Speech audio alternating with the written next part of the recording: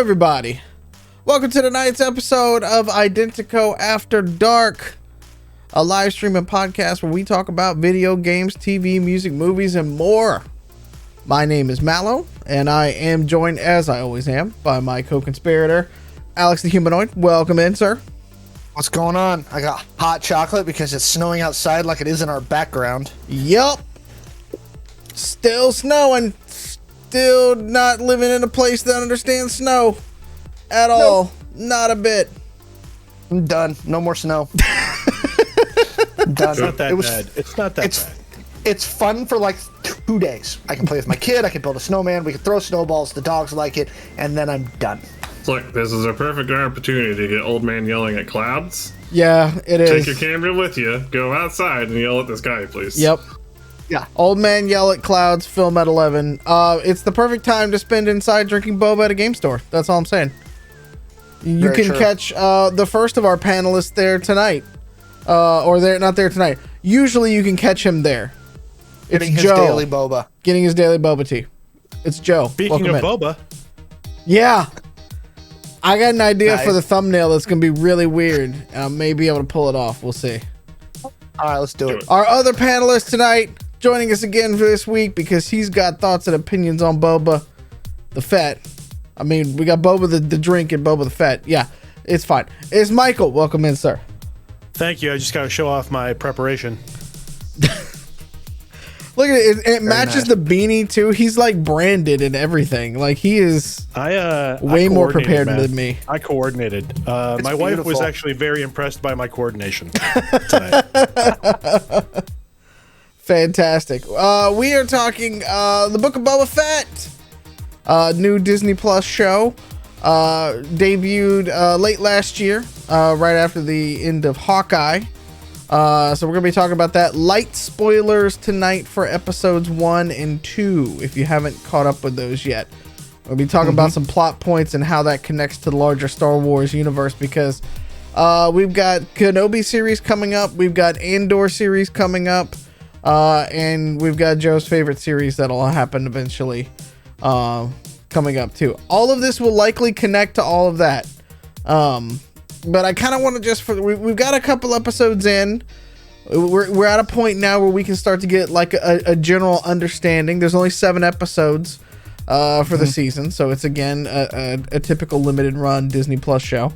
I just kind of want to start off with some general thoughts and feelings from the panel tonight on the show. Michael, why don't you go ahead and kick us off? Are you going to make me go first? Yeah. Okay. I looked at the program monitor and then I looked at the other monitor and you were smiling, so let's go with you. I'm going to give you my hot take. This is my hot take. Okay. And my hot take is I enjoyed it. I enjoyed chapter 1. In my opinion, it is the weakest first episode of a Disney Plus series yet. Okay. All right. I feel I was on board for this the moment that they brought Boba Fett into Mando. I love Tamura Morrison in the role. I think he does great. I like the combination of he and Ming-Na. I think they work great together. I just felt like the first episode, I came into it really wanting to bite into that juicy like crime syndicate Star Wars. I really wanted to get like a really good bite out of that apple, and I felt like the split between the flashbacks and the current storyline didn't service the story very well. Mm-hmm. At least personally, I felt that way. So yeah, my hot take is that I enjoyed it, but I felt like out of all the Disney Plus shows, and I am a Disney Plus like enthusiast / apologist, I haven't disliked any of the shows. I've liked every single one for different reasons. This one, I like it, but in hindsight, I watched the chapter 1 a second time and I was like, yeah, it just isn't hitting on all cylinders. Interesting. You're not the only person I've heard say that. So I guess before we get to Joe's deep salt, Joe Right, pre-warned us, by the way, that he came into the show tonight his salty. Himalayan pink salt.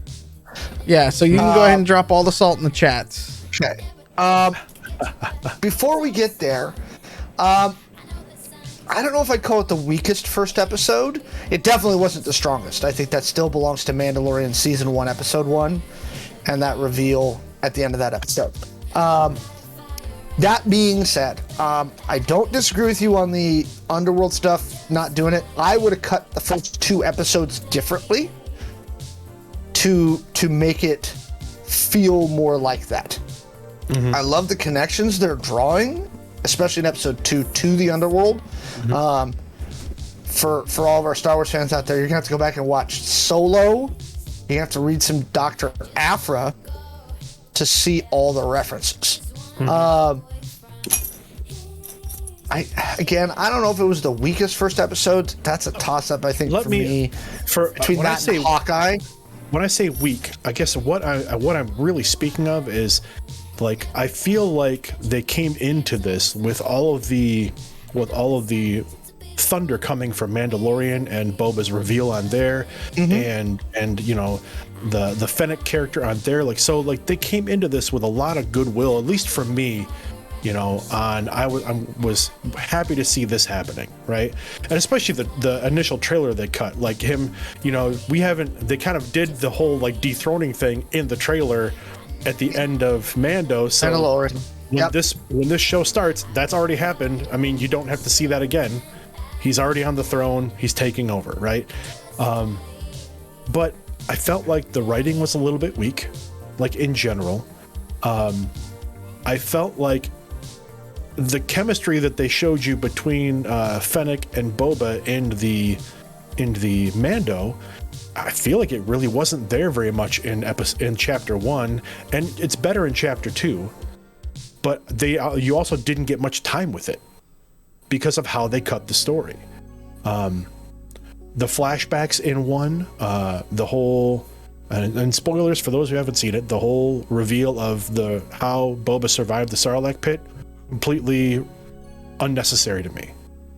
Like it felt like fan service, and I'll say only because like it's Boba Fett. And if you thought that Boba Fett was going to fall into the Sarlacc, which takes 1,000 years to digest somebody and not get out, like, come on. The upside being that I do like that the flashback stories in 1 and 2 here are giving us a nice deep dive into Tusken culture, because I think that's the most fascinating part of what they're telling. Like how Boba got to where he is right now, I'm less worried about that, but I like getting to see this behind the scenes for Tuskens that we really haven't gotten since like the Knights of the Old Republic games. Like that was before Knights of the Old Republic, there really was barely anything about Tuskens. Okay. Right. So what do you got, Joe? Yeah. Bring it in. Why do you say it like that? Because he's been on this show with you enough. Yeah. I guessed it on your Star Wars episode after episode 8, right? When you all were doing Super Magical, right? I still remember recording that episode of Super Magical with you and Mallo, and me staring at you incredulously in Mallo's studio. This is in the before COVID times, everybody. In the pre-times. In the pre-times. Okay. PC, that's how we're going to start referring to it. So let's hear it. I just want to preface this real quick. Boba the Fett is Joe's person. So, like, and I mean, like, he's got his own Fett helmet. He's got his own Fett armor. He's got the Fett tattoo. Like, he's got it all. So the whole show now hinges on Joe's opinion. That's all I'm gonna put out there. So I'm gonna break this up into 2 particular sections. Okay. 1, as far as the story goes, I don't hate it. Like everyone, most people here have said, at least, I don't really care a whole lot for the flashbacks. I've never really liked any film or show that's done the whole, here's a little bit of current time. Oh, we're going to flash back for a little bit, and here's some more current time, and then we're going to flash back a little bit. I think that's a weak way of selling a story. Like, if you wanted that flashback stuff in there as like an integral part of the story, you should have started with it. Like, having the occasional, like, brief flashbacks to talk about something is fine, But when half the story is being told in a flashback, I think it's lazy storytelling. I'm not a fan of that particular segment of it. I can say that whoever wrote this had previously seen Dune, because this is basically a shot-for-shot remake of Dune in a lot of ways, and we can break that down later. Very Lawrence of Arabia style too, which again is somewhat of an inspiration for Dune. I mean, there's some elements of Lawrence of Arabia in Dune. I think I have a pretty good feeling for where the story is going to go within the first 2 episodes, and that is, to me, never a particularly good sign that the story is going to be well written. Either they're following a formula and you're going to predict it the whole way through, or they're going to do the Deus Ex Machina stuff and they're going to just throw some monkey wrench in at the end of it to be like, "Ooh, look, we did something unexpected," instead of just being good writers to begin with. The story, though, as far as Star Wars stories go, is pretty basic for a Star Wars film. Star Wars, even not even just film, even if you bring in the old EU stuff and some of the newer stuff, Star Wars has always not been a particularly daring subject. They've always kind of borrowed bits and pieces and tropes from things, and it's kind of Star Wars-y formulaic, where you kind of expect the Star Wars cheese, and that's what this is. My one big complaint about the story is written like it was written by nerds who want to appear cool. The dialogue, some of the dialogue is just atrocious. But that, again, not new for Star Wars. So I'm going to disagree with you, but I want you to finish. For the second part, Fett Man is my man. I was very proud of what they did with him in The Mandalorian. Dude literally rolls up and just murks an entire stormtrooper squad, basically single-handedly. And in this one, he's like, "Oh, I'm an invalid. I'm a cripple. I can't really do anything. I get my ass kicked by a couple dudes with shields." And it's like, okay, you've like flip-flopped the tone without really setting any expectations. Like, if his ship had gotten damaged or something at the end of The Mandalorian, they could be like, "Oh, he's recovering from injuries." But they went from this like stellar badass in Mandalorian to Captain Cripple in this one, and I still like his portrayal of Boba Fett, but I kind of wish they hadn't dialed that knob back so hard. Like, they should have kept the tone consistent. That was yeah, I'll agree with you there, Joe, too. That was one of my complaints, or one of the troubles I had with that chapter 1, is that ambush that happened felt weak. Like, we've seen what this Boba Fett can do. We've seen what Fennec can do. And the fact that basically the only reason they survived that was because they happened to have those 2 Gamorreans like that were with them. That was the only reason that they made it through that ambush the way they did. And I felt like that was, okay, yeah, you want to give the payoff that Boba decided to hire these guys, right, to give them a pass, let them into his fold, so now they have a reason to be there. So are we covering episode 2 in this one? Yes. Oh yeah, Okay. yeah. We'll get into episode 2. I think, I was going to say, I don't want to dig too much. I just want to say I agree with you, Joe. I felt like that fight scene, given the way they had portrayed Boba and Mando, that fight scene really didn't do anybody justice. So I have some tonal points for about episode 2, but we can come back to those. Okay. So here's where I'm going to disagree with both of you on the whole he's an invalid cripple. One, by this point, our Star Wars super fans, Boba's old as shit. Okay? Like, Boba's old. And he's been through a lot. So what I got from that scene was not that they beat him because he was an invalid cripple.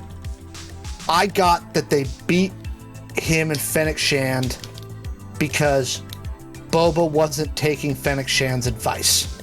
The whole time, she's been like, you cannot treat these people like X, Y, and Z. And Boba's like, this is not how I want to do business, not how I want to do business. And as opposed to listening to Fennec Shand and starting his quest to rule by respect, in the matter of I've got to show these people that I'm still I can murk a squad of stormtroopers guy, right? He's like, yeah, go ahead and clean the helmet. Yeah, do the thing. Like, I didn't get that they beat him because he was an invalid cripple. I beat him in that even the best fighter, when they're caught on their back foot, they're caught on their back foot. So I didn't get invalid cripple. He's not taking this seriously. I would agree with you if they hadn't immediately cut to him to a scene basically being dragged to a Bacta tank and keep putting him back in the Bacta tank over and over and over again. They're doing a showcase with the Bacta tank to tell you he's not well. I disagree with the invalid cripple part, only because I feel like I don't feel like that's the tone they were going for. They are, I think, trying to show that he is certainly not the fighter in his prime, but I don't think that they went out of their way to show him as being weak in that way. I thought it was it was a weird tonal shift. Like I said, the tonal shift from, Mando to this, where you see this guy literally single-handedly with a gaffy stick, for the most part, take out an entire stormtrooper squad, hitting them so hard he's shattering their armor. Yeah. And then these, with Fennec at his side, these guys ambush him, and it seems as though they have no problem keeping him corralled. And I mean, the whole time I'm thinking, you have a jetpack, just hop out of that circle. Like, see, that was the only thing in that scene that messed me up. I was like, your jetpack's on, dude. Your jetpack's on. Just jetpack up and start shooting. You have a jetpack. You have the grappling line. You have the flamethrower. You have the missile that he used one time. And I don't know. It just. I will say this: the fight scene was weaker because of that way it was presented. I think the fight scene was worse than the fight scene in Ahsoka. I will say that it was. I would disagree with that just because the fight scene in Ahsoka was awful. But that's because you hate Ahsoka. I will say this, and this is gonna really piss some people off, and I'm here for it. If you're following the current Star Wars canon, other than one shot of brilliance in The Mandalorian, all Boba Fett has done so far in canonical, Star Wars film, is getting his ass kicked. Every time. All he's done is gotten his ass kicked. He does a lot of cool shit in Clone Wars. And, I'm saying film, not animation, because I haven't caught all the animations. The whole ambushing Luke and Bespin on Empire Strikes Back, which he did show some ability there. And following the Falcon, and drifting with the trash to track the Falcon. Again, that's kind of shows the ingenuity of a good bounty hunter. I'm not discounting that he can be intelligent. I'm saying that in a fight, all I've seen him do is get his ass kicked. Well, and let's be honest. His primary role, his peak performance was in the holiday special. Well, this is true, actually. But that's still also animation. Now, as to the dialogue, I didn't think it sucked. I was like, the minute I saw who the executive producer was, one of the executive producers on the show, it immediately clicked for me after episode 1. I went, oh, got it. Know exactly what they're doing. And I would argue that the dialogue writing is intentional. It's corny and cheesy and bad. It's intentional. They're doing it. So bad is a relative term. I can say that the corny and cheesy, the way they're writing it, fits a certain genre, and I'm here for it, and I understand it. And I'm like, yes. Weeb. Of course you're here for corny dialogue. Nope. So here's the thing. One of the producers on this show that they've got for the entire series for this show was Robert Rodriguez. And he also plays half the aliens. And he does a quarter of the aliens. Yeah, him and the other guys are doing the aliens. Robert Rodriguez made El Mariachi. He made Desperado. Mm-hmm. He made a lot of those old. He did From Dusk Till Dawn. Yeah, on the writing front, I hate that they chose to call his title Daimyo. It's a spaghetti western. It's supposed to be a spaghetti western. It's this, and in fact, I won't be shocked. Star Wars being a western. And I'm saying It's a spaghetti western. I will not be surprised if later in the series he recruits 5 more people and we have the 7 samurai all over again. He's not going to recruit 7 more people. He's going to have the Tusken Raiders show up to help him save the day. So there we go. 7 samurai all over again, right? It's a spaghetti western.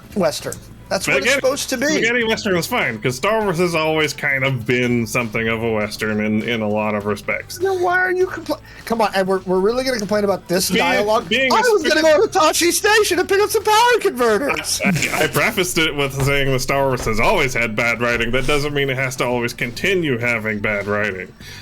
My problem is they do shit like call him Daimyo. Like, Daimyo... For those, I don't think we did a podcast about it, but for those of my friends who heard me bitch about Rogue One, my one complaint about Rogue One is what was the name of the actor? The blind guy. I can't remember the actor's name off the top of my head. But Star Wars, especially in the mainstream media. Yeah. Star Wars as a mainstream has a really bad habit of shoehorning particular things into a category that I hate. Why did blind Asian-looking space person have to be the Kung Fu master? Why couldn't that have just been someone else? Why do we have to typecast shit like that? And why are we dragging any amount of real world, air quote, into a Star Wars universe? Yes, and I've seen this argument done, that it's a galaxy far, far away. Chances are that they may have words similar to ours might actually be okay. Like, whatever. Daimyo is a very specific title given in feudal Japan. It sounds awful in a Star Wars setting. It's terrible. That is the Daimyo point is the one I will give you. It did throw me the first time I heard it. Especially since I'm pretty sure they had already existing canon that say what that title was that was not Daimyo. There was no... So in the old canon, there was nothing for Jabba's position on Tatooine. But they've always referred to his people as, like, for example, Bib Fortuna was always his major domo. Yeah. Mm-hmm. So and that was, I mean, that he was the major domo, pre Disney buyout. Yeah. Tip is saying that Daimyo is the head of a Yakuza clan. That's fine. There doesn't need to be Space Yakuza in Star Wars. Call them something else. I feel like Space Yakuza though would be so. Here's my pitch, Disney Plus. You've heard me criticize your stuff, with which I feel like in terms of writing. Have they heard you though? I know people. People have. If you really want a good series, just let Alex and I write a crime syndicate series set in Coruscant. We got you. Well, I'll take any planet. No, just give us Coruscant. We got you. Yeah. Coruscant was supposed to be the setting for the Star Wars 1313 game, which was supposed to basically be Star Wars Grand Theft Auto on Coruscant, and they poo-pooed that because they're idiots. Boba Fett. 1313 was supposed to be about how Boba Fett became Boba Fett. It could have been a really awesome game, but they poo-pooed it. But I mean, and it's not, don't get me wrong, it's not that I don't think there can't be a Yakuza-style gang syndicate in Star Wars, because it's going to happen in that kind of setting. But we don't have to be so, like, tongue-in-cheek about it and call them daimyos. And I don't know, knowing Star Wars, they'll probably just take the name Yakuza and substitute a couple letters, and they'll be the Rakuza or something like that. But like, come on, let's figure something else. Let's be creative. Can we talk about some nice things now? Do you have anything positive to say? Yeah. I loved. Let's talk about episode. So I want to say, and this is where I was like, oh yeah, Robert Rodriguez, and I see again where they're going. The train heist. For episode 2. Yes. So I was gonna say, do we want to talk good things about episode 1 first? Oh yeah, we haven't really dived into 2 yet. Good things I would say about episode 1. Again, the casting has been great so far. I liked of course, it's Disney Plus. It's Disney. They're going to give a bunch of fan service in every episode and throw in little bones, throw in pieces of lore, things that, again, they kind of hick back to. You get the torture bot is now kind of inadvertently the protocol droid for the throne room. I like that. I'm going to give total props for the throne room set. The throne room set looks fantastic. Like, I did see something about how they had to recreate it, and when they show you the throne room, it feels right. It's a little bit more well lit than it was before, but other that's than that, intentional. It feels right. Yeah, definitely. I feel like that's intentional too. I like the set design. I'll agree with that. The throne room and was it Mos Espa? I think they keep showing.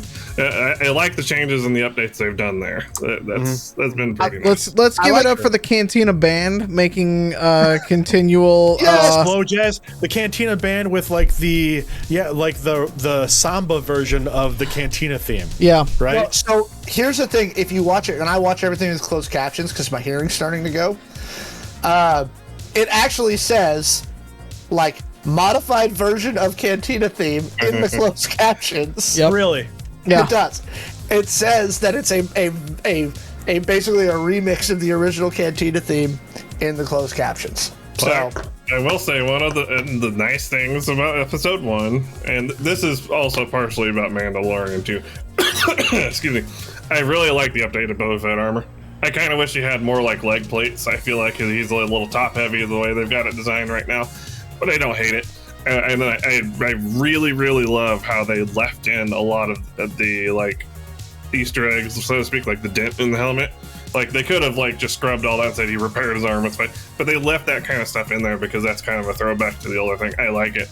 And not to get too far into episode 2, in episode 2 you see him bring out his trademark EE3 blaster, which you didn't really see up until then, and that has also been updated in a way that still feels like the original, but also still feels kind of new.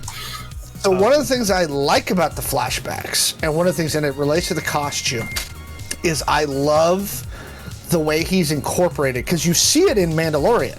When he puts on the armor in Mandalorian finally, he's got the black robes underneath it, and it's, you see the distinct difference between he's wearing in the flashback the gray jumpsuit that he used to always wear underneath the armor.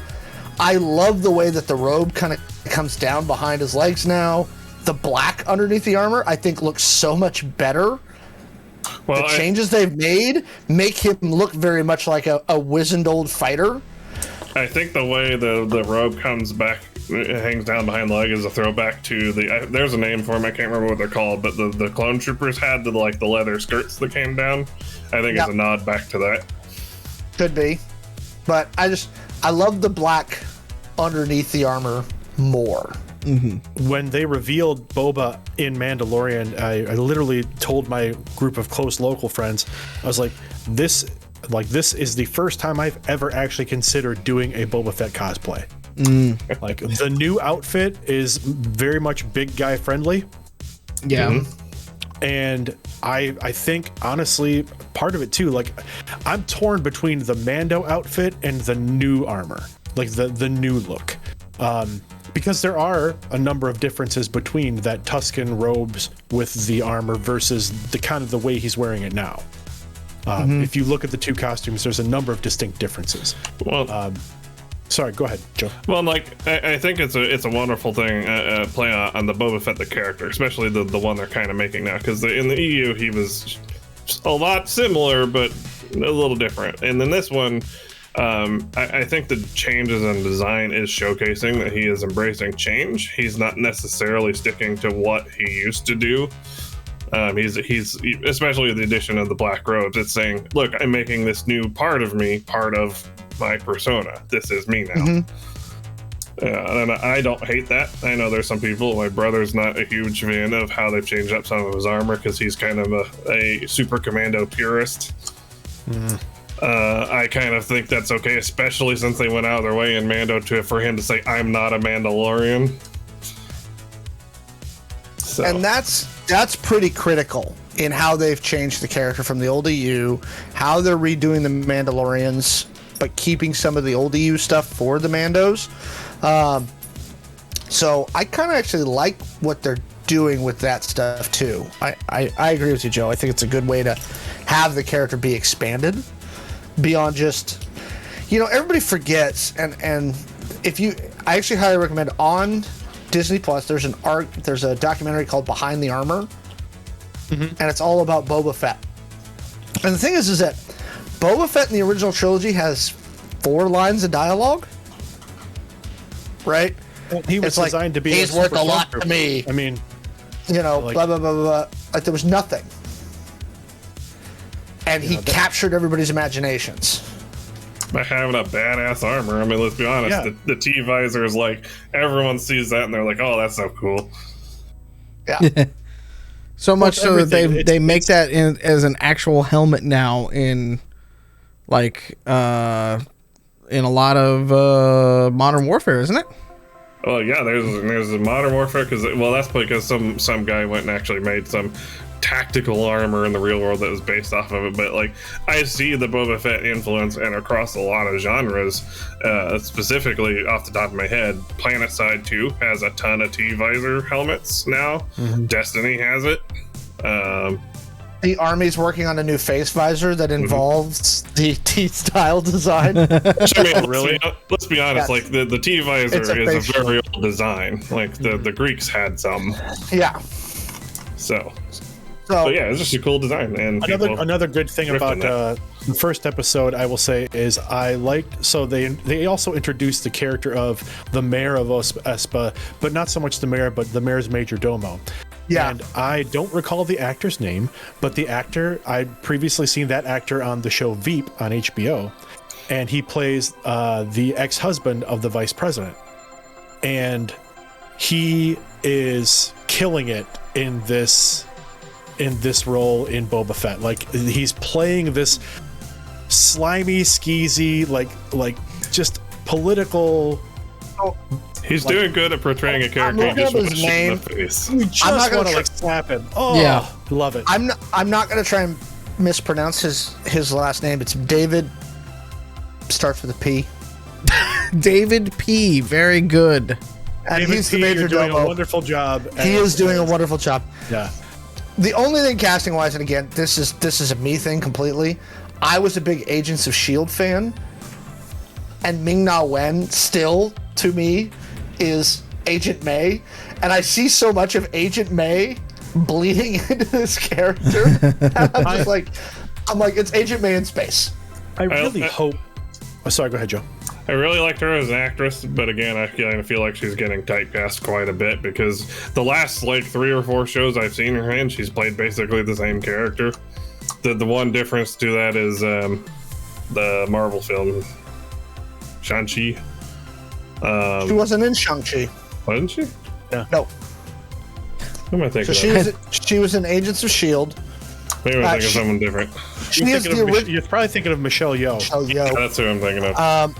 She also, Ming-Na Wen, was the original Mulan.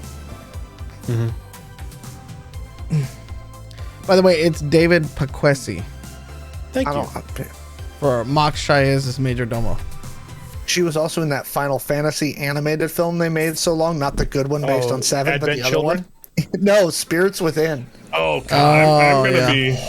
gonna be very upset if Boba Fett doesn't shoot the major domo, the mayor's aide. I'm gonna I be was really having- upset if he doesn't. I was half expecting him to shoot that receptionist guy who was like, "Do you have an appointment?" I was like, "When's Boba just gonna be like?" I just wanted Boba to hold. So I wanted Boba to hold that guy down and shave his mustache. But just one more good thing about the first episode before we move on, and that is, again, I feel like, as much as I wasn't a big fan of the way that the writing kind of played between the flashbacks and the current story, again, I feel like they did a good job setting up the fact that Boba clearly doesn't really know what he's getting into. Yeah. And I'm really, really hoping that they give Fennec a little more to do than just kind of be his, hey, by the way, you should do it this. Oh, you should do this. Like, I want to see a little bit more about Fennec. I hope they give Fennec some more story development through the course of this. I do too. The thing that I will say is right now in the first 2 episodes of Book of Boba Fett is it is reading a little bit like a Star Wars glossary. And it is going very deep into a lot of very obscure lore that a lot of people probably have had no exposure to. so far, and it doesn't have the cute child hook that the Mandalorian had and things like that, where it can build up to the big reveals in that show. Now, as somebody who studied Star Wars a lot, I'm okay with it, because like it's a very slow pace to this show as compared to like Mandalorian. But I'm okay with that to a degree, because especially coming off of Hawkeye and how frantic the end of that show was, and then you roll into this and it's more methodical, it's more organic, I think is a good way. I don't usually like to use that term very much, but it does feel like a more organic show than maybe even, you know, on the same kind of lines as like Rogue One was very organic, you know. Whereas Mandalorian still feels a little bit too much like a gunslinger, which may, you know, might be the tone that they are going for with it, and that's fine. But it does feel a little bit more like it's methodically paced, and we're going to have a different type of ending to this one. I don't super agree with the assessment that it feels like Boba Fett doesn't know what he's doing. I think this is going to be one of those ones where it's a long play where he knows exactly what he's doing.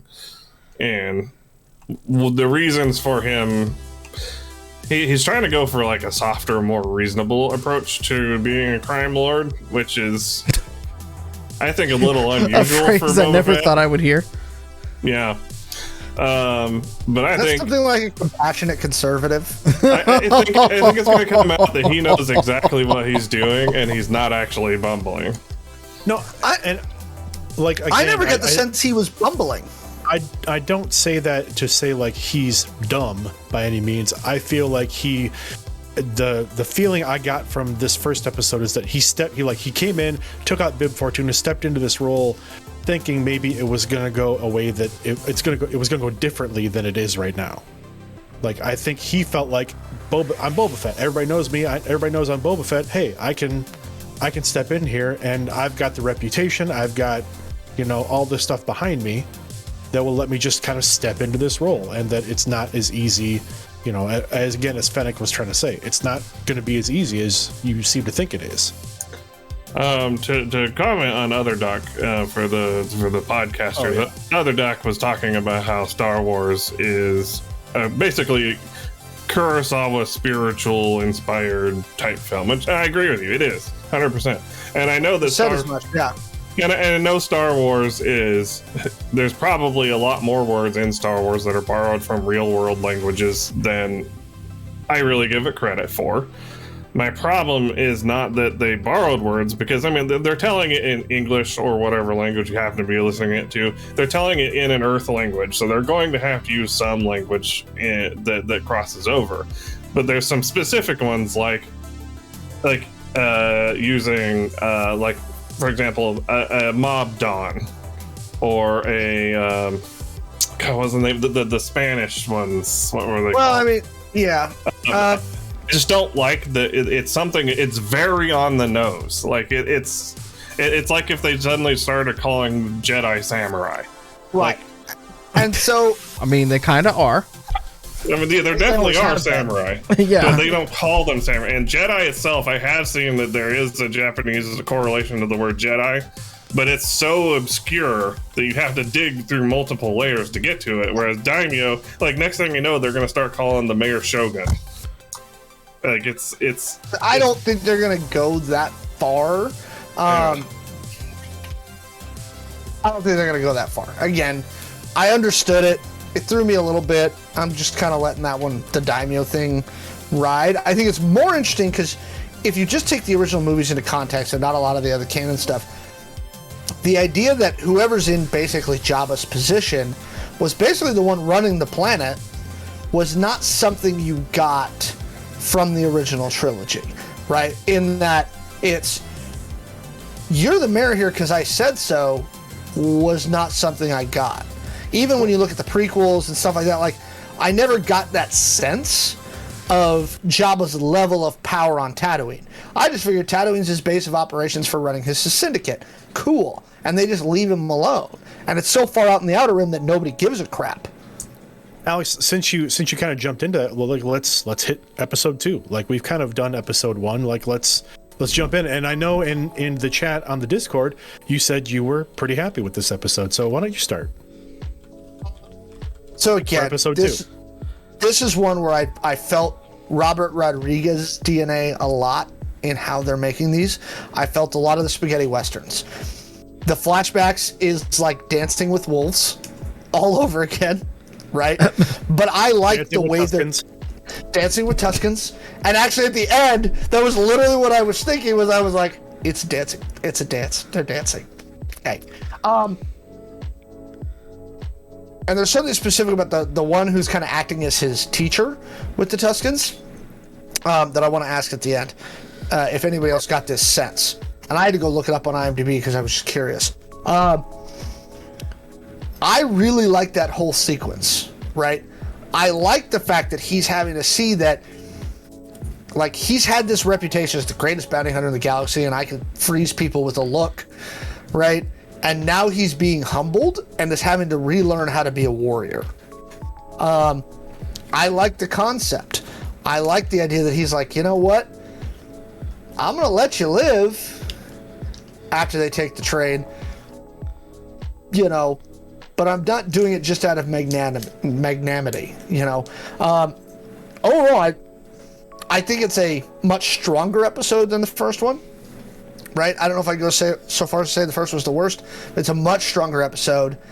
The stuff with the twins, the deep cuts in there with the gladiator. Well, let's also cover the fact that this episode managed to make a CGI hut that didn't look terrible. And the CGI, the two huts look great. I saw the gladiator and I was like, God, that motherfucker's got to be so hot in that fur. In the middle of the time that's Tatooine. I just love the westerniness of it. I love the train heist. I love the fact that instead of horses, they stole some swoops, and then he went into a bar and like beat up the cattle rustlers who were stealing the water from the first episode to take the swoops to bring them back to the Tuscans. They're like, I will teach you how to ride swoops. Yeah. And then they did a train heist. I was like, this is everything I want out of Star Wars. It's wonderful. This is great. And not a Skywalker to be found. Not a Force user. Let's go past Skywalker. Yeah, not a Force user to be found. Yeah. Not a Force user. Not a Grogu. And I love Grogu. But not a Force user. In the first episode, there's a pretty intentional Lars household throwback. Yeah. That was pretty blatant. They're doing deep cuts on stuff, and that's fine. But again, I don't see any Jedi running around. I don't see anybody using the Force. Yeah. If they can get through this whole 7-episode run with nobody who uses the damn Force, it will be better for it. Well, I hate to break it to you, but that ain't gonna happen. So I can only hope. There are some interesting rumors about what's going to happen in this show, and I guess we could talk about those later to see if we all think they're true. But I really enjoyed. I like him making his gaffy stick, which you see him mark the stormtroopers with in Mandalorian. Mm-hmm. Love that sequence, and you can see like this is a guy who enjoys learning shit, right? Like that whole sequence without dialogue, and the guy's teaching him how to make the gaffy, and it's like here, da da da. Thought it was wonderful the way that whole sequence went. I passed the torch. I'm going to echo I hope it goes without a Force thing, but I'm going to modify it a little bit. And I would say I would be happy if they made it the entire series without Jedi or Sith. If they had some other Force-using group that wasn't an analog for one of those two things, I would be fine with that. Like if he went and talked to a mystic, or there was a healer, or something to that effect, because there's been hints all along, especially in the old EU, that there are other Force-using groups out there, and they kind of brought that back in with episode 7, 8, 9, with, God, what was her name? The bartender lady. See, those movies are so forgettable, I can't even remember what her name was. But anyway, they kind of... Maz Kanata. Yeah. Maz Kanata. They kind of hinted at it. They never really outright said, look, she can use the Force, but she's not a Jedi. But they've hinted at it. So if they could just not have Jedi or Sith, I'm fine with that. I think we're probably going to see somebody. I'm guessing probably Ahsoka, since Ahsoka or some reference to Ben Kenobi at some point in this, because those are going to be upcoming shows, and they really like to drop in teasers here and there about it. Maybe they're not going to directly show up, but like maybe a hologram or a message or something will show up about it. I don't know. As far as the content in the second episode, I'll agree it's a lot better. It's, I think, partly for me because it's a lot more action based. I don't think Star Wars does super well with stories where there's not a lot of action. I think that's, you go to see a Transformers movie because you want to see robots beating each other up. You go to a Star Wars movie because you want to see some space fighting of some variety, either on the ground or, let's be honest, Star Trek does amazing fleet battles. I can't wait till there's more of those. But there's some tongue-in-cheek stuff about it that did legitimately give pause, and I'm not upset about it because it is probably not their intent. But like, there's some cultural sensitivity things with the train scene that I think they kind of glossed over a little bit that I wasn't super happy about originally. But when I stopped and thought about it, I realized that was definitely not their intent. So leave that as it is. But yeah, it was pretty good. I think it was, again, pretty standard for a Star Wars show. It didn't break any barriers. It didn't make me go, oh wow, this was, transcendent. It was a Star Wars show. It's pretty through and through. I do still kind of wish they would stop dumping him in a bacta tank every 2 minutes, or at least explain why they're doing it. That'll be episode 5. I'm guessing it has something to do with him being a clone and some kind of degeneration that goes along with it. That was my guess too. Yeah. It has something to do with the clone factor. Yeah, I'm guessing that's probably what. I mean, being in a Sarlacc for even a short amount of time probably didn't do his health any good, so they may still be dealing with the after effects of that.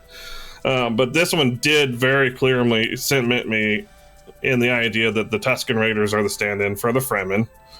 That the Hutts were the Baron Harkonnens, and they got thrown off the planet because Jabba died, and then someone else came and took it over, and then now, I think they're going to eventually work up to the point where Boba Fett is leading a Tusken Raider rebellion, and to do some kind of, for lack of a better term, social advancement for them, either through making them truly independent and getting people to stop hunting them randomly. But yeah, fairly formulaic. I think it broadcasts the intent of the show going forward pretty hard. I kind of wish they hadn't done that quite as much, but all in all, pretty decent. So, when does Han Solo show up? I would legitimately shit my pants a little bit if they had a Han Solo cameo. Specifically, let's leave that your for diaper the end, ready, because I want to touch on that. But let's what's Michael got to say about episode 2? Yeah. I was actually going to skip to Mallo, since he's been kind of quiet about some of this stuff for the most part. I know he's a little tired. This is what he does. He sits in the corner and pokes and prods. I stroke the beard and I host a show. That's what I do. People don't show up for my stuff. As the host, how did you feel about episode 2? I like that. That's where I get a little bit of the organic feel from it, right? The idea of getting the lore behind Tusken Raiders and getting more of that flushed out, and they go from being wasteland ruffians to a more deep and understanding tribal society, and we get to see that played out in a very nuanced way on film. I liked that part. I liked it a lot. I liked that Boba had to learn how to communicate with him, for crying out loud. He had to learn how to do all of these things. The big criticism about Boba Fett is that he's the 007 of the Star Wars universe. He's nothing without his gadgets.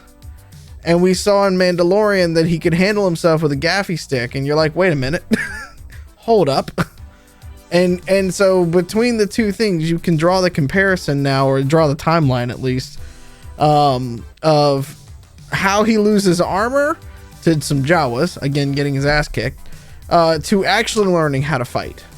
because is to the best of our knowledge, at least on the current canon, we don't know if Boba ever learns how to fight.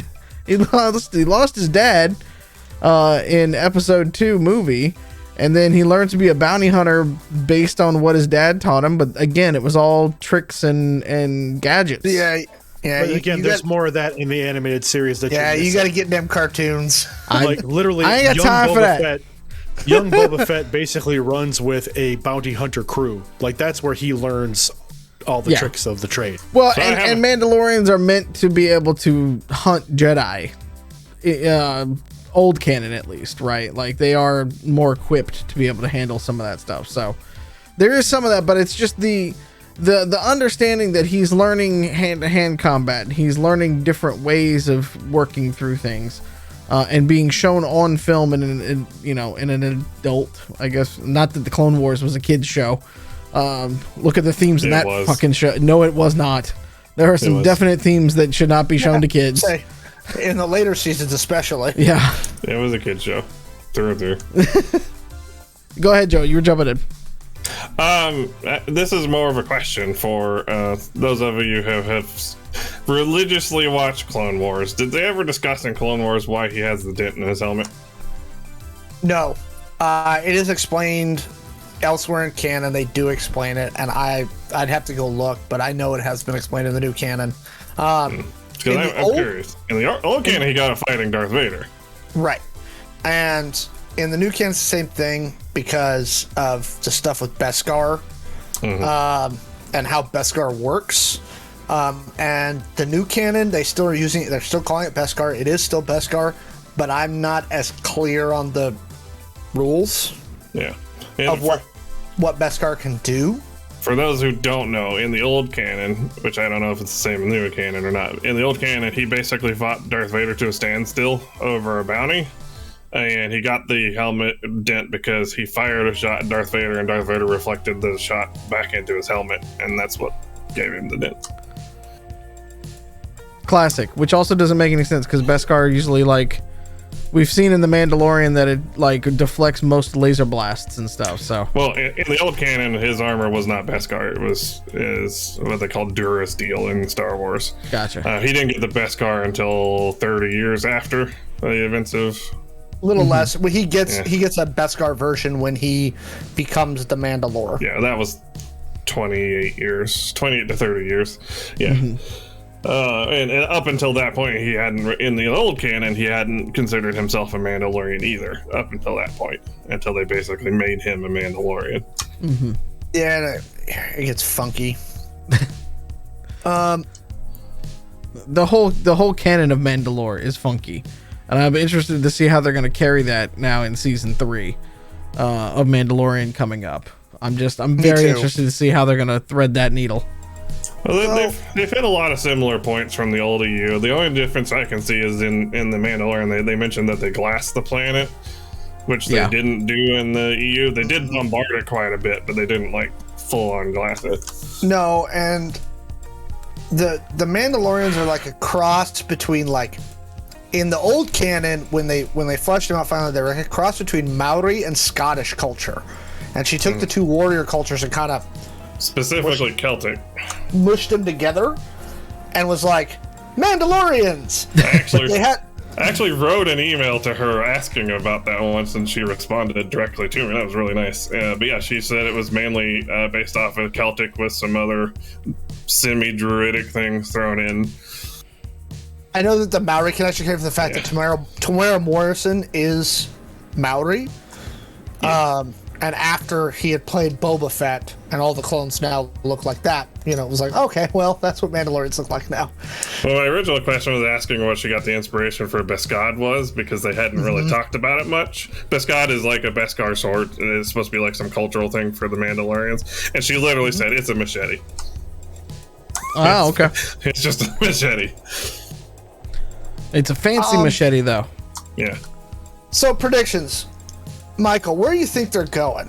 Hold on. Besides hold on. No, I let Mallo go, but I haven't gotten you haven't my gone. piece Sorry. about episode chapter 2 yet. So I'm going to keep it real brief. I thought the writing, again, for me, the writing stuck out in chapter 1. Chapter 2, I thought the writing was much better overall. And you know, I might be able to say that for a good portion of the story, especially the second half, there's not a lot of talking. So that is why this episode is called Furious Nodding. Yeah, because that's what they did the most of, is just it's a lot of grunting. A lot of grunting and a lot of this. There's a lot of donkey noises. There's a lot of grunting. There's a lot of hee-haws. But I thought, and the split, the way they did the storytelling this time, where they actually made it basically like a 40-60 split. The first 40% of the episode was just the crime syndicate stuff. The bottom 60% was the heist, the train story.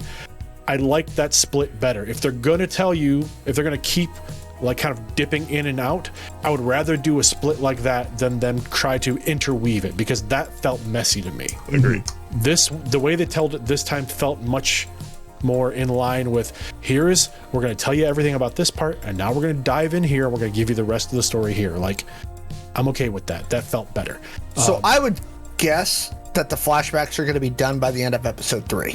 Yeah, I feel like they can't continue them through the entire 7-episode run. I don't think they can do that. I think you're underestimating Star Wars.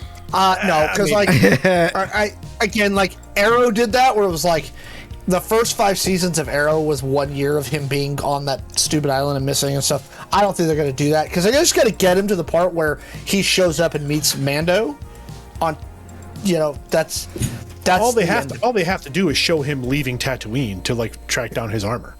Yeah, I mean that's it. I don't think they're far away from that now. Or not even leaving Tatooine. All they have to do is show him tracking. All they have to show him is basically going off to track down his armor. Yeah, and you see him in Mandalorian when he's in the black robes, following the Mando. Watching from afar. You get that. They show. So he's tracking down his armor at that point, and he comes very close to it, and then Din Djarin runs off with it, and he's like, "Well, shit," and then has to go off and hit for a little while. What's the whole trippy dream sequence with the tree and the water and with the lizard? The lizard crawls in his brain. Well, I mean that's clearly like a Navajo vision quest, right? It does feel like that, yeah. It shoots you a magic tree that gives you the wood for your gaffy stick. It's an Aboriginal, or it's a deep throwback. Yeah, it's a deep throwback that they have talked about in the show. They talked about it this time. One of the Tusken Raiders mentioned that they hadn't done something or other since the oceans were on the planet. Mm-hmm. And that's some pretty deep lore that was in the older years, that Tatooine used to be a very vibrant planet, and Jawas and Tusken Raiders are from the same species that have just diverged evolutionarily speaking, and they're drawing a lot of inspiration from a lot of Native American things, which I am not terribly upset about, and this kind of touches back on the cultural sensitivity thing I was talking about earlier. I'm not going to come out and call it cultural appropriation, because it wasn't. It was different. But they're drawing a lot of parallels, and this is where I wasn't happy. The train scene where the train first shows up and they just start blasting Tusken Raiders from the train out of nowhere, that's straight out of history. That happened to a lot of Native Americans, and they're pulling a lot of inspiration from that, and I kind of wish they wouldn't. I'm really going to be disappointed if they keep pushing that route. Mm-hmm. And I just hope they kind of back off on that a little. I think they will. How much of that is pulled from like the Lawrence of Arabia type stuff too, though? That's also that too. Like, and I'm wondering if it's like a does it make it worse, like in your mind, Joe, that it's a copy paste of a copy paste kind of thing? Like that it's been done before already. They should know better. I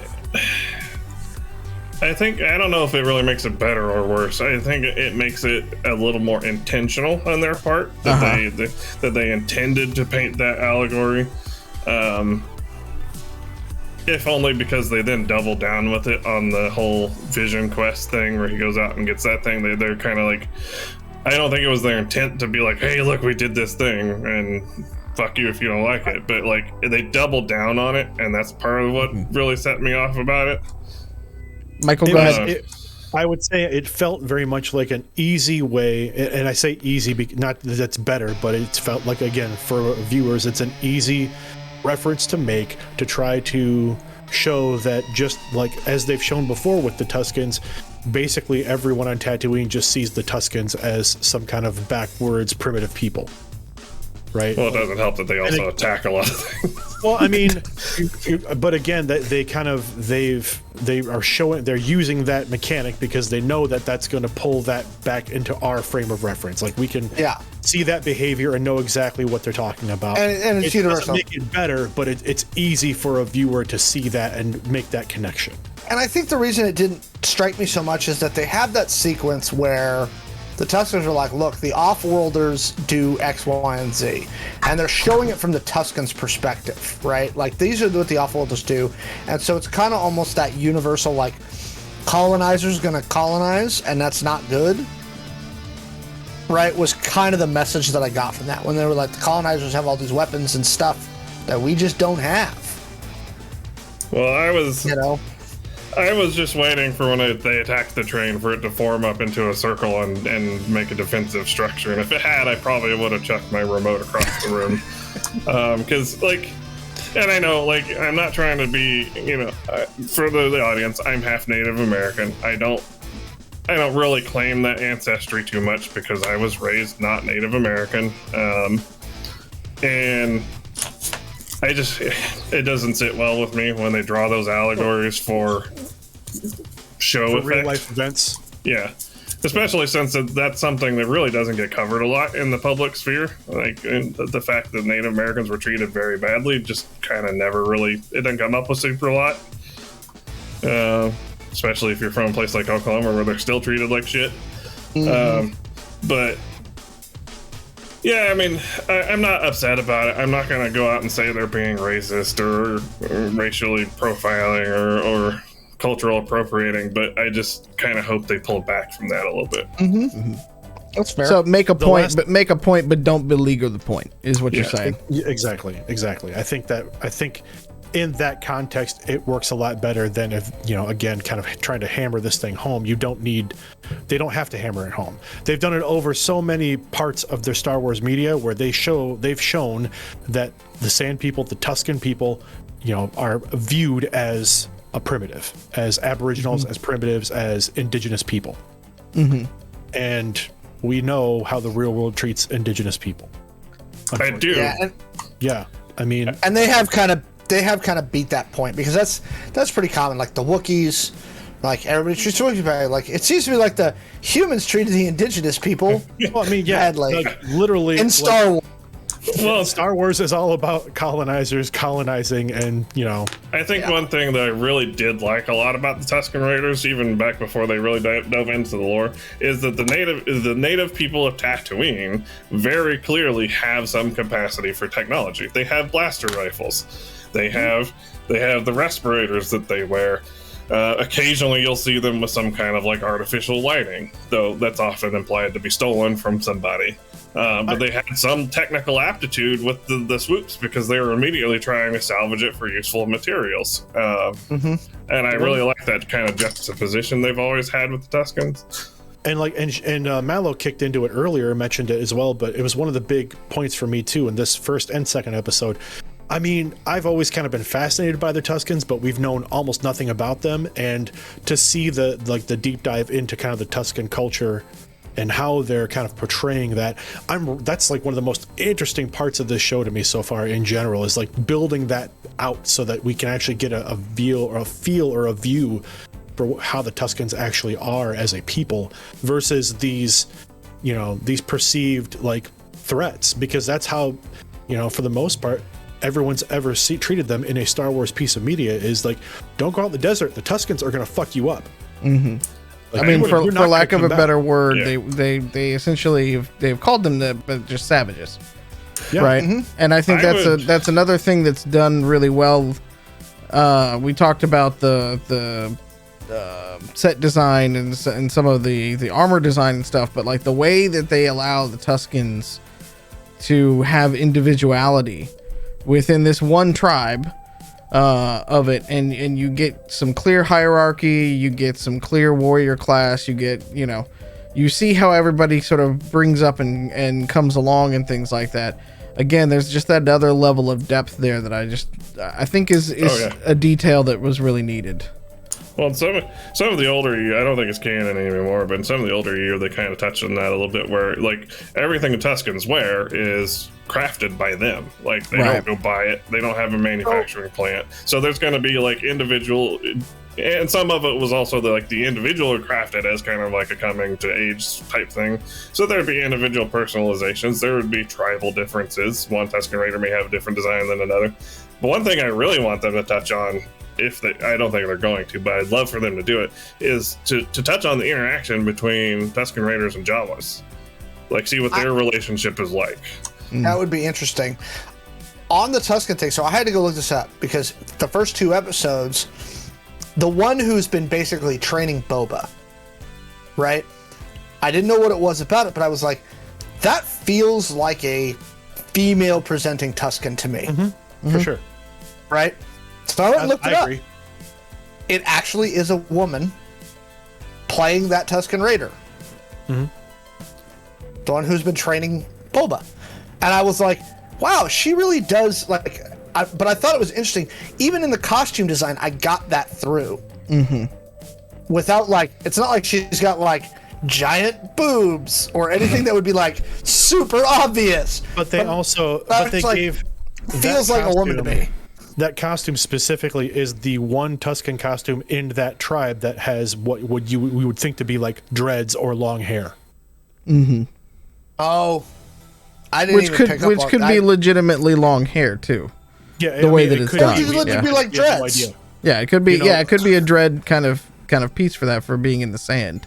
The combination of the grace of movement, the build of the Raider, even under the costume, like you can kind of see like there's I would say a more feminine build, and the grace of the movement. I think all 3 of those things keyed pretty heavily to the fact that character, that Tusken, was likely a female presenting, or considered like a female of Tusken origin. I also really appreciated that they brought through, and if you're not classically trained or for that matter even halfway trained in any fighting styles, some of it can be lost on you to a degree, but the depth and grace that they gave to the gaffy stick fighting style, as they were training Boba, but you could see it through some of the rest of the warriors in that camp, that there was a nuance, and there was a style, and there was a way of being that felt correct for the planet and the situation that they were in.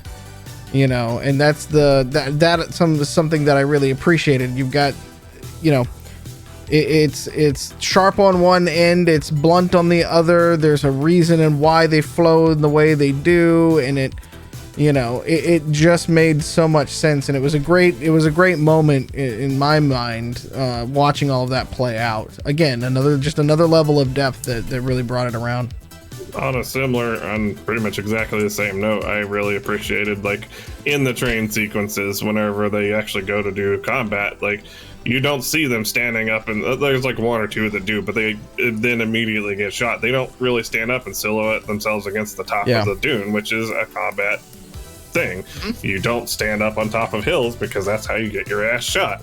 They would lay down at the top of the dune and do what you would expect Tusken Raiders to do, because even going back to the first episode of Star Wars when it came back in the 70s, they kind of portrayed the Tuskens as being a stealthy group of people. They always rode in a straight line to mask their numbers. They typically ambushed people. Like, that was their whole thing, and I'm really happy they didn't just be like, hey, let's go run down the side of the dune at the train and get shot up. Yeah. The last thing I wanted to touch on for chapter 2 was the small, again, the little things that gave me joy. The addition, I love the fact that the mayor was Ithorian, and that they actually they showed the Ithorian like speaking using the translator. I think this is the first live action Ithorian that spoke. He makes a noise in episode 4 in the cantina.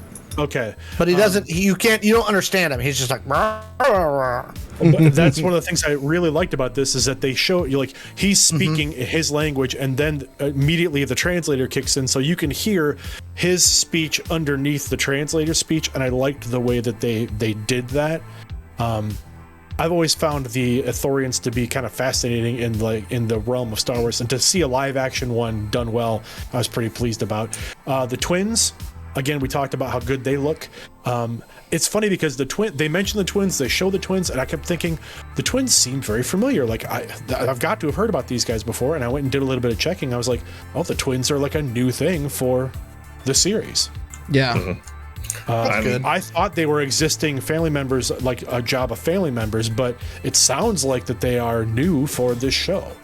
I really was impressed with the twins. I mean, they look good. They were menacing. I really like the sound design on the male's voice. The female's, she didn't really talk enough to really get a. I loved that. Feel. I loved that the female was basically like, you know, for the most part, almost hiding her mouth behind the fan, and mumbling everything she was saying, just enough so that, you know, her brother could hear it. I think that's going to come out. I think that's going to come out that she's the brains of the two. Oh, she's definitely going to be the smarter of the two. Well, she's the one that basically was like, you should just kill him. Just kill this guy. Like, why are we even dealing? Just kill Boba Fett. But I thought, I don't think you guys, I don't know if you guys noticed, and I may be seeing this wrong, but from the scenes with the twins, and they're being held up by their servants on the platform. I'm fairly certain the platform gets more bowed in the longer they're standing there. And the front guy is sitting there like wobbly as hell, and he almost drops him. Yeah, I thought that was the little the bow in the platform was. So nice. this is me having to do some research today, because I'm looking at the twins, and I'm looking at them being carried and all this kind of stuff, and I'm just like, fucking shoot them. Just kill him right then and there. And in some canon, the Hutts actually have strong enough like skin and stuff that they can basically like absorb and or deflect blaster, and that they can regenerate and things like that. The blubber is thick enough. Yeah, like it's thick enough to kind of do it. And then I'm just sitting. Leia had to choke Jabba out. Yeah, but then I'm just sitting here like, I was like, but then scrawny Princess Leia just choked his ass to death. Like, what the fuck? I mean, a much smaller person, to be fair, as you know, I can say from experience, a much smaller person can totally choke out someone who is much bigger than them if you get him in the right like position. And the way that Jabba's little wobbly arms were, well, and we've seen how big the mouths are, so you know the mouth to esophagus ratio is not that much. You know, it's not like it's a really tiny throat and a really wide mouth. Like, I mean, scientific discussion. I love this. There's a sizable gullet there. It's the Jedi version of a force choke, but with a chain, as far as I'm concerned. That's the canon now, is how Leia was able to defeat it. That was a version of the force choke. And I really, really loved the fact that they brought Black Chrysanthemum in.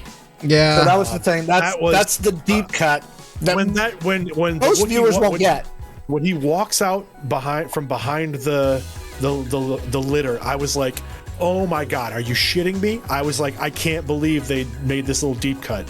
And I thought the design looked great. They literally took him right off the comic page to put him on screen. Like, he looked wonderful. The costume design was very good. He looked menacing as shit. I think they could have made his shoulder pads look a little less Koopa shell, though. Yeah. The thing that I will give Disney a lot of credit for, they have not been afraid from the beginning to bring characters that were introduced in either cartoons or comic books into live action. They did it with Rogue One, where Forrest Whitaker's character had started out as a Clone Wars character. They're doing it here with The Thing, which brings me to my predictions question. Do you think we get Dr. Aphra ever in a Star Wars show? Showing up in one of these. I think if Doc and her bots were going to show up, it would be in this show. Think so? Well, she has a connection to Kristan. Yeah, no, that's again like both. Well, and that's the thing. Both Obi-Wan and Dr. Aphra have connections to Black Chrysanthemum. So like, I don't know. I would love to see Aphra and the bots make an appearance here. I would love to see a live action. The bots live action would be. I'd love to see that. 000, come on. So that'll bring me to my last question. So this one's been reported a little bit. Now, we all saw the de-aging of Luke in Mandalorian Season 2. Yep. Where they took Mark, and they did get Mark back. And Mark was there, and Mark did the voice. So CBR and a couple. Mark did. Mark is credited. Mark is credited because they literally built his voice off of interviews and off of footage. They had a program AI. They had AI build the entire script for him. So Mark, they couldn't have Mark do it because his voice is just so different. It's too different. They couldn't tweak it back. But yes, he is credited because they used all the audio they used was his audio. With that feeling of the de-aging technology and stuff, the CBR and a couple other outlets have said that the rumor is that the big one that we haven't seen yet is that Harrison was disappeared from the Indiana Jones 5 set for about a week. And he was over across the street at the other set, which is filming very close to it. Very close. The question is, do we think we see a de-aged Harrison at some point in Book of Boba Fett? Sean was very right with his predictions in Hawkeye and took his victory lap at the end of Hawkeye. So I'm curious about Sean's predictions here, but A, do you think we see Harrison? And B, are you okay with it? Yes, I'm okay with it. Do you think it happens? I think it's going to be a much smaller segment than a lot of people are thinking it's going to be. I think it's going to be basically. Luke was only in there for 2 minutes. Yeah, I think it's going to be. But that was a badass lightsaber fight. A bigger. It's going to be a slightly extended cameo, if at most. Mm-hmm. Michael, what do you think?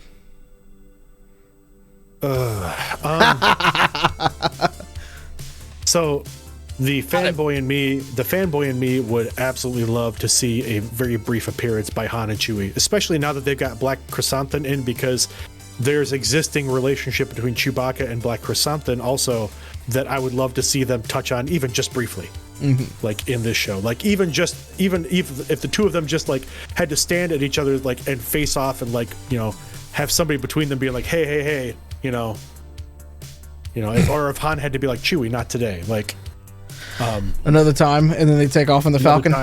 Yeah, again, like I would be okay with it. I don't want them to do that because I don't want them to lean on that shit. And I feel like coming off of Skywalker, if they bring Han in on this, then they're setting a precedent that they're going to continue to do that through the rest of the series, the different series that they're doing. And I don't necessarily want that, Well, we know Hayden's coming back for Obi-Wan, so that's expected, right? They brought Luke back for Mando, which in the context of the story made at least a semblance of sense. I got a different question though. Do we get Bosk? Because they have shown I know they have showed a fuck ton of Trandoshans. And that's why I don't think they'll show Bosk, because I don't think they will. If they were going to show Bosk, I don't think you'd see 50 Transoceans, because it's too confusing to, again, not us, but the average audience. I think we're probably going to eventually see one or all three of the three primary bounty hunters that are associated with Boba Fett, with Dengar, Bosk, and IG-88. We've already somewhat seen IG-88 in Mandalorian. I forget what his designation was. I don't think we'll see IG again. IG-11. IG-11. But I think that since they basically already have the IG bot model made, I think they're probably at the very least, I think he's gonna be like panning across the cantina and he's like in the background maybe. I don't think he's gonna have any particular like import. The Dengar thing is interesting because he was one of the people that helped Boba Fett get out of the Sarlacc or away from Tatooine and the old EU. Yeah. The thing I think we're going to see, and I think they've kind of gave us a little bit of a preview in Chapter 1, is they clearly made it known that Boba had a relationship with the Trandoshans. Because of his rivalry with Bosk. Well, no. In that first episode, Boba said, I was doing work for this guy. I worked under him, and now I'm his boss, and this might be awkward. Yeah. So I feel like there is an opportunity for them to bring Bosk in via that relationship. Like, even if it's brief, I feel like that's there.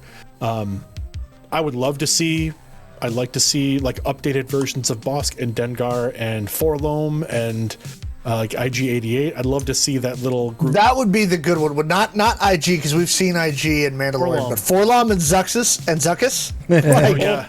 That would be funny. What about? Didn't, Oh, good. in episode 2, didn't Boba Fett throw some shade at a Trandoshan about? He made a comment to some bounty hunter or some former thug about basically him being scum, or his boss was scum, or something like that. Yeah, like I'm not a Trandoshan, whatever. Yeah. I think that was directed at Bosk. Possibly. What about Baylor Valance? One of the other bounty hunters. Like you get kind of a half cyborg kind of thing. I don't know how deep they're going to go into the bounty hunter, like the roster for this. Mm-hmm. I mean, of course, a Black Chrysanthemum is a deep cut already for people that are not familiar with that character. I mean, there's a lot of bounty hunters. I mean, Jodo Cast. Mm-hmm. I mean, Caster Muriel in the EU. Yeah, I mean, only Boba Fett gets to kill him. Right. So I mean, I don't know, and especially I like the fact that in this episode, like at least twice, he's referred to as a bounty hunter, and Boba's like, "I'm not a bounty hunter. Right. I don't do. That's not what I don't do that." Well, that's because somebody died and he made himself king. So, like, I mean, he was a bounty hunter up until the end of Mandalorian season 2 when he fired a blaster. when he shot Bib Fortuna, it was like my throne now. Big question is God, I can't. Everybody knows him as Buttface. Is Buttface going to make a return in this? Dr. Evazan. Mallo, do you think they're bringing Harrison back? Yes, I do. I think they are going to continue the fan service until they get to things like Andor, and we will get Thrawn in the Ahsoka series. We will probably get Vader in the Ahsoka series as well. We will probably get Maul. Maul will be the thing that is interesting in the Ahsoka series. Maul's dead now. Well, he was somehow dead Palpatine returned. Okay. The first time. In this case, based on how they ended the Maul story, my guess is you're not going to see Maul. You might see him in flashback, but I don't think you'll see. Maul's dead now. Like. More I dead don't think than Obi-Wan left him this time. Falling down a reactor shaft. Yes, in this case. I'm still salty about episode 9. Not gonna lie. I was good until it was Palpatine. Could have been anybody else. Like clones. Yeah. Yeah. Will we get a third Ewoks film? I hope so. I liked the Ewoks movies when I was a kid. Okay. You know what? Fuck you, Ewok haters. No. I want to see them bring an Ewok back into like the modern Disney Plus storytelling that is not the cute, cuddly Ewok. I was hoping that when they were thinking about doing the Rogue Squadron movie, which is now on permanent fucking hiatus, thank you, whoever at Disney, right? That we were going to get Lieutenant Ketch. Yeah, I mean, that's the only Ewok that makes sense to be anywhere but... Yeah. I want to see Wedge in an Ewok suit.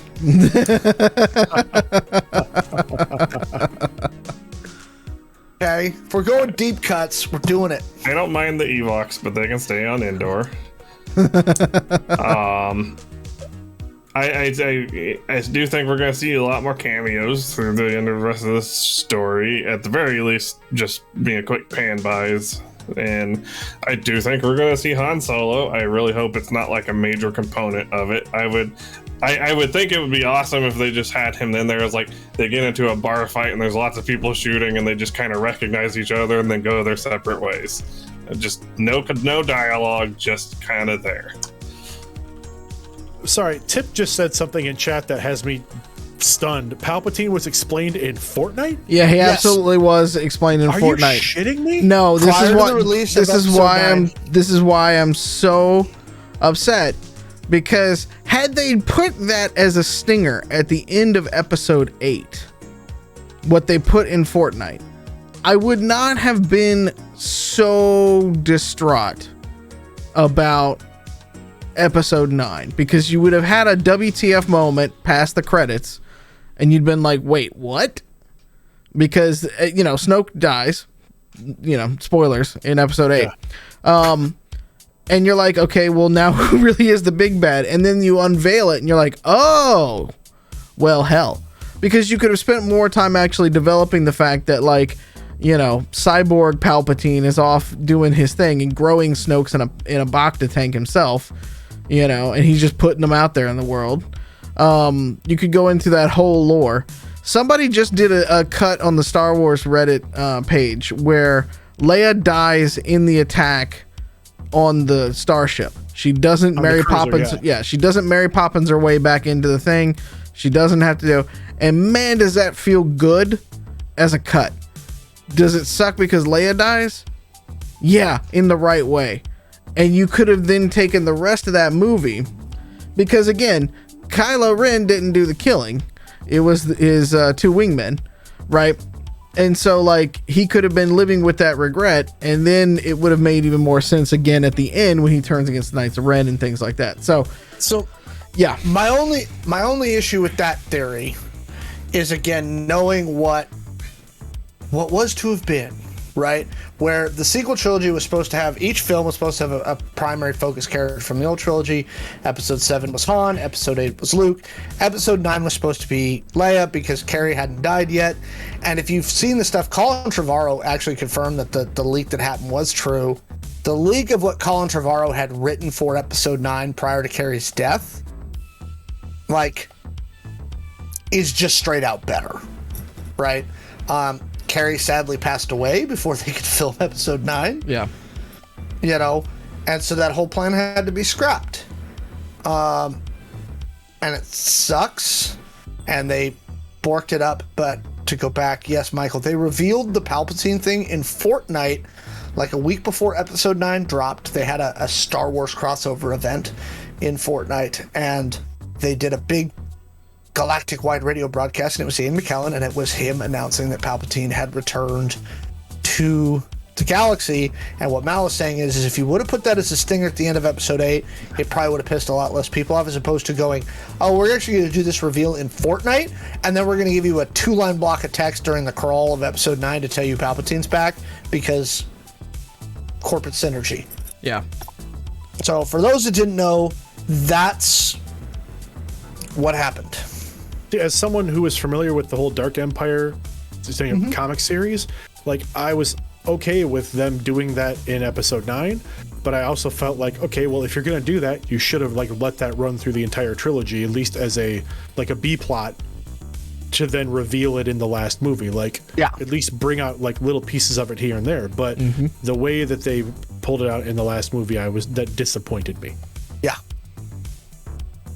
I've always been a fan of, like, the clone to Palpatine. I liked that storyline, but I didn't like the way that they shoehorned it in. Absolutely. Sorry, I'm laughing now because Chad is like, I still want to see the late night Hollow Network infomercials Palpatine did to fund his Sith fleet. Yes, I want that entire series, please. If you recall, was one of my major complaints when we did the Episode 9 podcast was that, like, where the fuck did the First Order get all these ships just magically out of nowhere? Well, and it wasn't the First Order, it was a Sith fleet. Yeah, that was a Sith fleet. Where did they get the people, and where did they get the ships that they could just hide in that nebula? Which, again, this is where they've run into the same problems as the old EU, is they have to go back and explain things that I really think they probably discussed in a writer's room, but never made it into whatever product they were putting out. Because again, later, if you read the second Thrawn trilogy, you find out. Like, it explains it. It's like, oh, this is what Palpatine's doing. Oh. But that goes back to storytelling 101, right? Someone shouldn't have to read a book, a second book in a second trilogy to find out something about a major plot point in your book. And I agree with you 100%. And this is the problem that Star Wars have. It's the problem that Marvel's starting to have. Mm-hmm. Well, I mean, right, especially with the shows. If you really look at Episode 9, you realize that he not only funded and constructed the Sith fleet, he also funded and constructed the First Order, because the First Order was his, like, diversionary project. Yep. And so he not only did one, he did two of them out of fucking nowhere. And I'm going to respond to chat really fast. Other Doc, he didn't sell kitchen appliances. You know as well as I do, Those that appliances sell themselves. was in every pyramid thing ever, okay? No, that it's- motherfucker was hawking LuLaRoe pants on Facebook. It's easier Okay, than that. and essential oils. Okay, he had a whole downline of reps, right? Because that's where he was making his money. When you're the Galactic Emperor, you don't have to get sign off on your expenses. Look, Right. Okay. That fool was doing LuLaRoe and essential oils. Okay. He was doing some straight up Amway shit. no, you're thinking too And that's hard how he into it. pays for it. And I broke You're Mallo. thinking too hard into it. We all know. a pyramid scheme. We all Next know level marketing. that sex sells. Oh God. And when you have a Force user that doesn't have compunctions and has a clone army of himself, dude's pulling some tricks with the Force. That's how he funded it. 1-900 Sexy Sith or something like that going on. You're saying that he had Star Wars OnlyFans. Yes. Yeah. That's the only way that explains it. Because let's be honest, in the real world, the porn industry is basically bigger than just about any other industry out there. If you combine them all up. Don't ever Google Sheev the Skeeve on the HoloNet. Yeah. Like, who says Wow. lightsabers have to be destructive all the time? Wow. Please don't report See, it. his Schwartz is as big as mine. Yep. That's still That's the best where we Star Wars are. movie of all Okay. time.